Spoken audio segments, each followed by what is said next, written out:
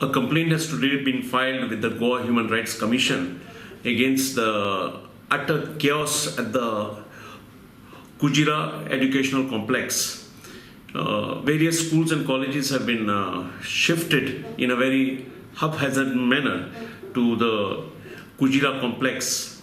In fact, some of the schools started yesterday are incomplete schools. The buildings are incomplete without proper amenities, and in one school there is not even proper furniture where 3 students are made to sit on a bench meant for 2 students. So all this is unacceptable, and I'm informed that the schools have been forcibly asked to move immediately to Kujira, which is not proper. In fact, unless the entire infrastructure is in place, there was no point moving all these students to Kujira in violation of their human rights and the rights of their parents.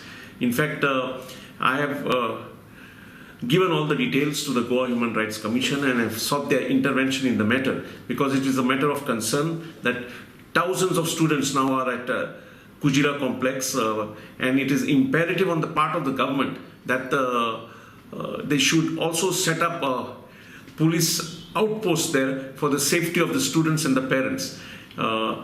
Emergency health care has to be also provided on campus. I've requested the Goa Human Rights Commission that there is a need of an ambulance being stationed there all through the school hours. It is very appalling that the plan to shift the schools to Kujira was initiated in the year 2000, and 17 years down the road, the government has not been able to plan the proper infrastructure, proper traffic management, and even access roads are not in place.